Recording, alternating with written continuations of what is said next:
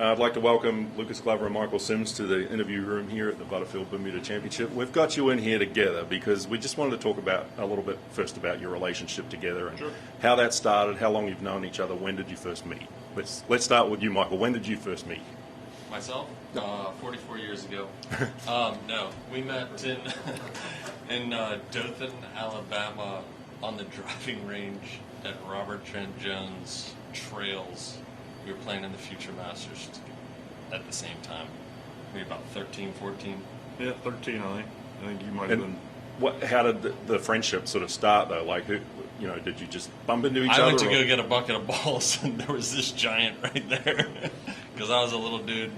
And I remember looking back and going, Dad, who's that guy? And he was like, that's Lucas. And I was like, great. How old is he, 16 or 17? And he's like, no, he's in your age group. I was like, what am I going to do? That's kind of how I remember it. Yep. He was hitting wedges in the holes. I was hitting 3-woods in the holes. Yeah. About right. Then what was your first impression? Same thing. He was that little guy. No, it was, that was the first time we really met, and then reconnected in college, where he was at URI, University of Rhode Island. I was at Clemson, obviously, and we get paired in tournaments and then regionals occasionally, and then we'd see each other in the summers after school playing the amateur tournaments, and just started hanging out, and then got real close right after college. We started traveling together, doing the Monday qualifiers, trying to get either on the Corn Ferry Tour or on the tour, and did that for, a year? Solid. Well, you did it for a year. Yeah. We went in different directions. Fair. But we basically traveled the country together, and another guy, Chris Whistler, all trying to get our feet wet and get going, and do the Mondays, and but that was kind of sparked too, because we signed with the same management group. Same management group, and yep, all three of us. So now we're still connected to the same person that we signed with, right. Which is kind of fun. Yeah. Different levels of success, obviously. I mean, the way things worked out. I'm just saying that. Are we judging here? No judging. But that relationship's continued, and obviously it's still going. I mean, I understand you've caddied for Lucas one or two times in tour events, and absolutely. But now you're playing together in a tournament again. And, that's kind of cool. So, reconnecting. What's this week been like for you guys getting together again? I mean, it's super special for me. Yeah. This is something we were talking about 20 years ago. We were trying to do the same thing. He obviously went on a little different trajectory than I did. But with that being said, everything happens for a reason, and it's funny how this game kind of always has kept us connected, but beyond the game of golf, the friendship that I've had that we've shared over the years is second to none. When I stopped playing, there was only two humans that stayed in touch with me in the game. One was him, and one was Mac Barnhart. So that speaks volumes to me as to the type of person he is, and there's a lot of respect. There's a lot of we've shared a lot of really good times. And Mac being the agent that was he's the central part of it. Right? Yep. Last year was the first one. I was supposed to be here a couple years ago and had some shoulder stuff going, so I had to pull out, and I was pretty bummed about that. But last year came over. We played Tuesday, and same thing yesterday. Hung out with his folks, got to catch up with them. Last year a good bit. They had us over for dinner, and they've always treated me like family, and vice versa. So, Michael's great. He's my realistic, knowledgeable golf friend. Like, he knows. He's been doing it. He's played. Now that he's on the other side of it, when I call and talk, it's, how'd you play? I played all right. Well, get him tomorrow. All right, cool. What's going on in life? And it's very refreshing to have a friend in the business that understands that it's never that far off. It's never, you hit one good shot and you're back on track, or you hit one bad shot and you're going the other way. And so, we talk more about our families and our lives, and it's refreshing. But he's always been there for me. Had a couple opportunities to caddy, and he said absolutely, never pause, and we have a great time, and friendship's real and be lifelong for sure. And just touching on that a little bit, you said the game is fickle and it changes so rapidly. And you were here last year playing in this tournament, and quite remarkably changed now a year later, coming back again with 2 victories. You're the highest ranked player in the field. For you, what's that been like? And I guess the question for you, Michael, is how much inspiration does that give you, seeing your friend do that? Well, he's an integral part of that, honestly. The Rock Sports, Rock Empire, the management group, they've taken a different approach to tour players now, getting players on tour. It's more of a performance-based as opposed to being an agent. And Michael and Mac have been an integral part of my success. Just, this game's hard, and they've never wavered in their support, never wavered in their love, never wavered in their, you're going to get through this, you're going to play better eventually. And so yeah, coming here after the success it's even more special, because I know how much Michael helped me, and how much he's just stayed positive, stayed real with me, and that's a big part of why I'm here as the ranked player that I am. Or I don't remember the statistic you just said, but yeah, he's been a huge part of that. Michael, an inspiration for you, seeing what he's done. But this will be your 5th start in the event. Yeah. But your first time sponsor an exemption. Yeah. Qualified all the other times. Yeah. Got to make it to the weekend this week. What do you need to do to get to that point this weekend? Play better. It's been, it's very inspirational to see what he's been through, to be on the other side of it with Mac. I mean, I can't tell you the nights that we're sitting there just discussing what do we all got to do. And I think that's the best part is the team approach to this whole thing. Ultimately, he's got to do it. Like, forget about us. He's the one that's got to go out there and do it. I think another huge player to that is that Jason Kuhn. Just in the way that he's been able to open up your mind and unlock things. Yep. And that's Mac. That's the vision. Like, Mac has such great vision in finding these humans to help other people. And I think that's the magic of it. Inspirational? Yeah. I mean, I was crying when he won the first time, and then I was yelling at the screen the second time. So yeah, it's hugely inspirational. It's so cool to watch and to be a part of it. I mean, it gave me goosebumps. I'm crying, I'm laughing, I'm yelling at the TV, and then all the support too from behind that. I mean, all the people that were calling, like, to congratulate me. I'm like, but not to congratulate me, but to be like, we're so happy for Lucas. Speaks volumes again on the human that he is he's just a real dude that everybody cares about, and he cares about everybody. So yeah, what do I got to do to make the cut? I got to play better. Well, let's switch gears a little bit. People watching this will be curious. I know you and I discussed this the other day, but the significance of the 3 colored hearts on the hat. Lucas has got it on his hat as well. Yeah. Just talk about that a little bit for us. So my cousin Brian, obviously he played in this event a couple years ago, passed away this year with cancer.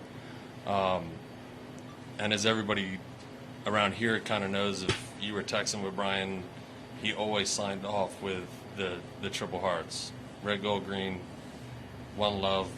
It was just his way of sharing love, spreading it, and sometimes that's all it was. If he couldn't talk, if he couldn't do anything, he'd send that over.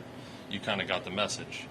And so just to have him, last year I'd made it into the tournament. I was like, I have to do something for Brian so that he knows he's here, because he wasn't doing so sharp last year leading into the tournament. And I was like, how can I walk around with him again on the golf course? And this was the way that I thought I could do it. He's obviously made an impact on a lot of people here. It's great that it's being recognized. It's so cool, man. I mean, He's life, man. So we were talking about traditions that you guys have when you get together, especially here in Bermuda. So what's on the agenda later today? I mean, right after this, we're going to get a fish sandwich. We're going Granny's. Going to Granny's. How's that fish sandwich prepared? What does it consist of? Well, everybody always gets a little scared when I say this, but I always go raisin bread, and they're like, raisin bread? I'm like, raisin bread. Raisin bread. For me, it's raisin bread, coleslaw, hot sauce. Sometimes it's cheese, sometimes it's not. Let's go. I get what he gets, and I've never been let down. So, Questions? I was just wondering if you guys had any specific stories from growing up as amateurs that kind of speak to each other's like friendship or character. this is a family deal, right? Yeah. Yeah. Well, I mean, I think just traveling together. I don't know of one instance particularly. If I thought about it, I would, but just a couple 22, 23-year-olds going for the same thing, trying to do, supporting each other, being with each other. I do remember going to Salt Lake City for the Monday qualifier and being so bummed that they didn't sell beer like anywhere, because we'd all missed the Monday and we're going to go have a good time, and then, oh yeah, we're in Utah, the county or whatever. So I remember that one, but we were devastated. How do we get to now Colorado? would be really devastated. How do we get to Colorado from here?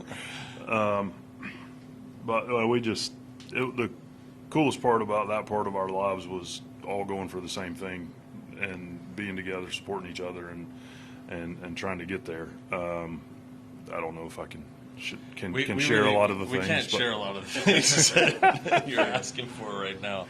But yeah. Let's go to another question about the golf course. Is there I'm sure whenever you play, and particularly at Port Royal, is there a favorite hole that you have that really fits your eye, and is there one that you stand on the tee that's kind of challenging and you're like, you have to think a little bit more about it? Maybe start with you first, Michael, or Lucas, whoever wants to go first. What hole fits my eye the most? I'm just trying to think. The hole that gets me every time is 15. And why is that a challenge? Hard hole. It's just depending on if the wind's into you. For me, it's more of a challenge because of where the bunkers are placed. If it's downwind, it's not as hard of a tee shot, but it's really just picking a line there and committing to that. It's the tee shot, and then the second shot's no gimme either. It's a skinny little green. I mean, it's skinny to me. Yeah. And it comes later in the round. It comes later in the round. I was trying to think of the hole that I love the most. So, what hole was it I was saying yesterday? Usually the last one. The last one. Yeah. I do like 6. Yeah. For some reason, I just think it's a beautiful hole that's coming up, and then obviously, who doesn't love 8 or 16? Right. I'm with you on 15. Like yesterday was downwind and it was just driver, hit it over everything. And then I played a couple hours ago and the wind had switched around and it's like, ooh, I got to take a little different line. And if I don't hit it, it's just it's a very condition dependent hole. Yeah. And if it's into, it's a bear for a probably 410-yard hole or whatever it is. But yeah, and then 8, of course, looking out towards the water's stunning, and 16 is just 16. It's one of the prettiest holes I've ever played. So.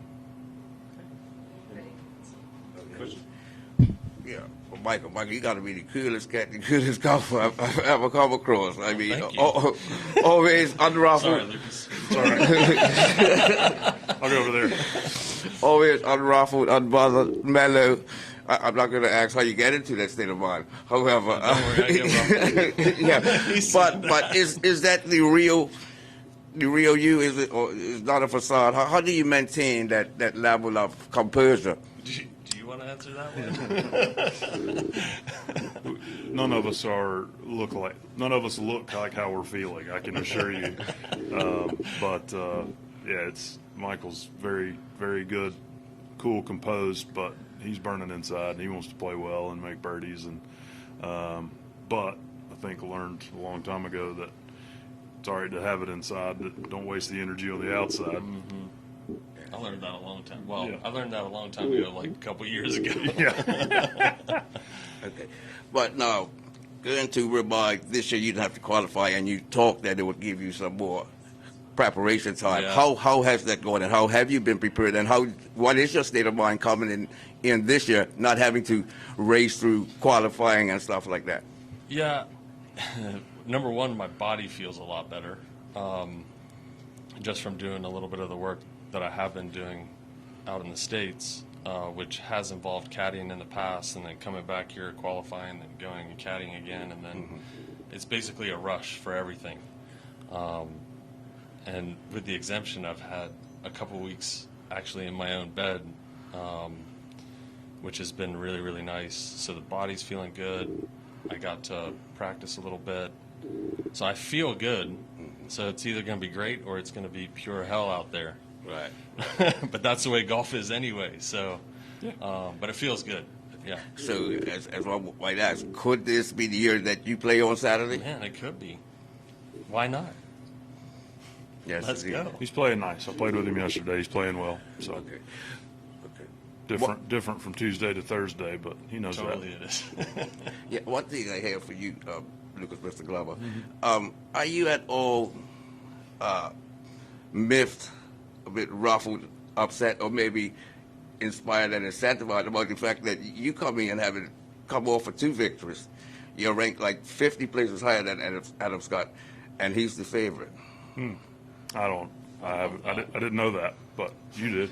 Well, he's 14-1, and you're 20-1. Okay.